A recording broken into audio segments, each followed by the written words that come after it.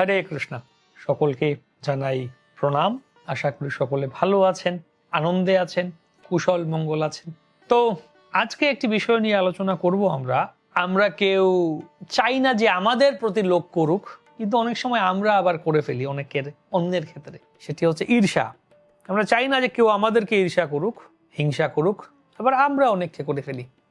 ঈর্ষা এমন একটি অনুভূতি যা খুব নিঃশব্দে মানুষের জীবনে প্রবেশ করে, কিন্তু একবার জায়গা করে নিলে তা ধীরে ধীরে মানুষের অন্তরকে গ্রাস করতে শুরু করে। এটি এমন একটি আগুন যার শিখা বাইরে থেকে দেখা যায় না, কিন্তু ভেতরে ভেতরে মানুষকে পুড়িয়ে দেয়।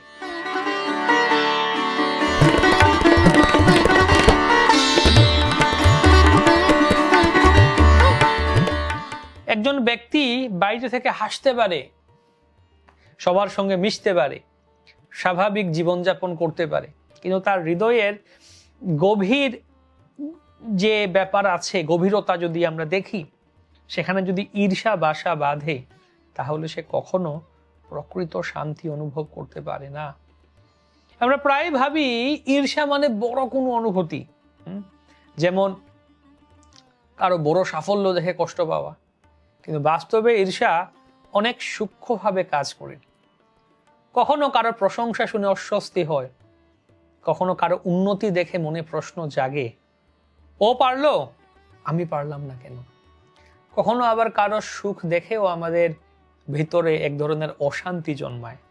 এই ছোট ছোট অস্বস্তিগুলি ধীরে ধীরে একটি বড় মানসিক অবস্থায় পরিণত হয়, যাকে আমরা ঈর্ষা বলি।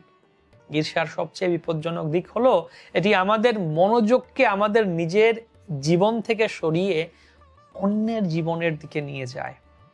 আমরা নিজের উন্নতির দিকে মন না দিয়ে অন্যের সাফল্যের দিকে তাকিয়ে থাকি। এর ফলে আমরা নিজের শক্তি, নিজের সম্ভাবনা, নিজের লক্ষ্য সবকিছুই ভুলে যেতে শুরু করি। আমরা আর নিজের জীবনের কেন্দ্র থাকি না, অন্য কেউ আমাদের চিন্তার কেন্দ্র হয়ে ওঠে। এই অবস্থাটি শাস্ত্রে খুব সুন্দরভাবে চিহ্নিত করা হয়েছে। শ্রীমদ্ ভাগবতে বলা হয়েছে, ধর্ম প্রযোজিত কৈতবত্র পরমো নির্মৎসরানাম সতাম। ভাগবতের 2য় শ্লোক। নির্মৎসর শব্দটি অত্যন্ত তাৎপর্যপূর্ণ। এখানে মৎসর মানে হচ্ছে ঈর্ষা, আর নির্মৎসর মানে যিনি ঈর্ষা মুক্ত ব্যক্তি। এখানে বলা হচ্ছে যে প্রকৃত জ্ঞান বা প্রকৃত ধর্ম, প্রকৃত জ্ঞান সেই ব্যক্তির জন্য যার অন্তরে ঈর্ষা নেই। অর্থাৎ ঈর্ষা থাকলে মানুষের অন্তর কখনো সেই উচ্চতর সত্য গ্রহণ করতে পারে না।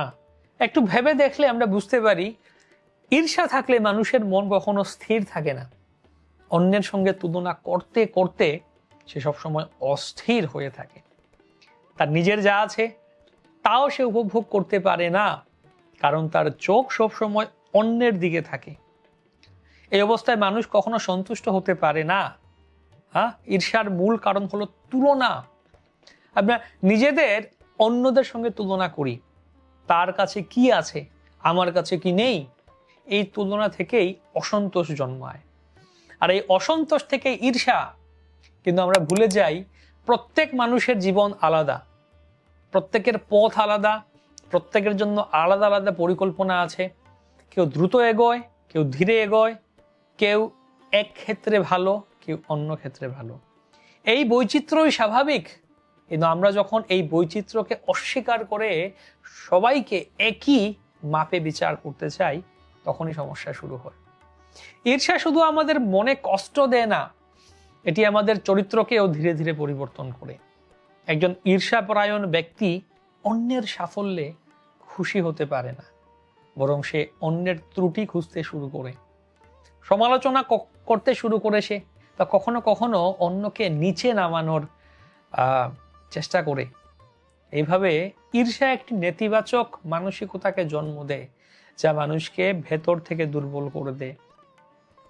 এই অবস্থার বিপরীতে শাস্ত্রে একটি উচ্চতর গুণের কথা বলা হয়েছে, যা গীতায় ভগবান শ্রীকৃষ্ণ বলেন, অদ্বেষ্টা সর্বভূতানাম মৈত্র করুণ এব চ নির্মম নিরহংকারঃ সমদুঃখ সুখ ক্ষমী। দ্বাদশ অধ্যায়ে ভগবান বলেছেন ভক্তের মহিমা বলতে গিয়ে, অদ্বেষ্টা মানে যিনি কারোর প্রতি ঈর্ষা করেন না। এই গুণটি শুধু একটি নৈতিক গুণ নয়, এটি একটি উচ্চতর চেতনার লক্ষণ। আপনার জন্য একটি বিশেষ সংবাদ, আপনি যদি প্রতিদিন আমাদের কাছ থেকে এরকম আপডেট পেতে চান, হরি কথা বা বিভিন্ন স্পিরিচুয়াল মোটিভেশন, আরো বিভিন্ন তথ্য প্রতিদিন পেয়ে যেতে চান, তাহলে আপনারা এই স্ক্রিনে দেয়া কিউআর কোডটি স্ক্যান করে আমাদের হোয়াটসঅ্যাপ চ্যানেলকে ফলো করতে পারেন ফ্রিলি। এটা এখনই স্ক্যান করুন এবং আমাদের হোয়াটসঅ্যাপ চ্যানেলে যুক্ত হয়ে যান। হরে কৃষ্ণ। যখন একজন ব্যক্তি ঈর্ষামুক্ত হন, তখন তার মন প্রশস্ত হয়, তার হৃদয় প্রসারিত হয় এবং সে অন্যের সুখেও আনন্দ অনুভব করতে পারে। কিন্তু বাস্তবে এটি সহজ নয়, কারণ ঈর্ষা খুব সূক্ষ্মভাবে আমাদের মধ্যে কাজ করে। আমরা অনেক সময় বুঝতেই পারি না আমরা ঈর্ষা করছি। আমরা ভাবি আমি তো শুধু বাস্তব কথা বলছি, আমি তো শুধু বিচার করছি, কিন্তু গভীরে গেলে দেখা যায় যে এর পেছনে একটি অস্বস্তি, একটি অসন্তোষ কাজ করছে। এই অবস্থাকে পরিবর্তন করতে হলে প্রথমে আমাদের সচেতন হতে হবে, আমাদের নিজের মনকে লক্ষ্য করতে হবে। যখনই আমরা অন্যের সাফল্য দেখে অস্বস্তি অনুভব করি, তখন আমাদের থেমে নিজেকে প্রশ্ন করতে হবে, আমি কেন অস্বস্তি অনুভব করছি? এই প্রশ্নটি আমাদের নিজের ভেতরের অবস্থাকে বুঝতে সাহায্য করবে। এরপর ধীরে ধীরে আমাদের দৃষ্টিভঙ্গি পরিবর্তন করতে হবে। আমরা যদি বুঝতে পারি অন্যের সাফল্য আমার ব্যর্থতা নয়, বরং এটি একটি অনুপ্রেরণা হতে পারে, তাহলে আমাদের মন পরিবর্তিত হতে শুরু করবে। অন্য কেউ ভালো করছে মানে এই নয় যে আমি খারাপ করছি, বরং এটি প্রমাণ করে সফল হওয়া সম্ভব। তো একই সঙ্গে আমাদের কৃতজ্ঞতা চর্চা করতে হবে। আমাদের জীবনে যা আছে তার জন্য কৃতজ্ঞ হতে শিখতে হবে। যখন আমরা কৃতজ্ঞ হই, তখন আমাদের মন সেখানে অভাব অনুভব করে না, প্রাচুর্যের দিকে যায়। এই দৃষ্টিভঙ্গি ঈর্ষাকে ধীরে ধীরে দূর করে। আরো একটি গুরুত্বপূর্ণ দিক হলো নিজের উন্নতির দিকে মন দেয়া। অন্যের সঙ্গে তুলনা না করে নিজের গতকালের সঙ্গে আজকের তুলনা করা উচিত। আমি কি আগের থেকে একটু ভালো হয়েছি? আমি কি একটু এগিয়েছি? এই প্রশ্নগুলি আমাদের সঠিক পথে নিয়ে যায়।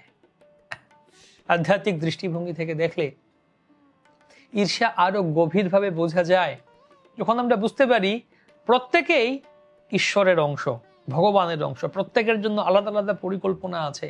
তখন আমরা অন্যের প্রতি ঈর্ষা না করে সম্মান, সহানুভূতি অনুভব করতে শিখি। তখন অন্যের সাফল্য আমাদের কষ্ট দেয় না, বরং আনন্দ দেয়। পরিশেষে এটি গভীর সত্য মনে রাখতে হবে, ঈর্ষা একটি আগুন। আপনি যদি এটিকে পোষণ করেন, তাহলে এটি আপনাকেই পুড়িয়ে দেবে। কিন্তু আপনি যদি এটিকে চিনতে পারেন, নিয়ন্ত্রণ করতে পারেন, ধীরে ধীরে তা থেকে মুক্ত হতে পারেন, তাহলে আপনি এটি একটি শান্ত, প্রশস্ত এবং আনন্দময় জীবনের দিকে নিজের জীবনকে এগিয়ে নিয়ে যেতে পারবেন। তাই নিজের কাছে একটি প্রশ্ন রাখতে পারি আমরা, আমি কি অন্যের দিকে তাকিয়ে নিজের জীবনকে অশান্ত করব, নাকি নিজের পথেই শান্তভাবে এগিয়ে যাব?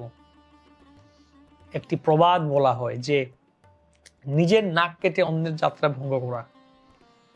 প্রবাদের অর্থ হচ্ছে, সাধারণত বলা হয় আমি কোথাও বেরোতে যাত্রা করছি, কোথাও যাব, যদি দেখি কারো নাক কাটা, সেটা অশুভ মানা হয়।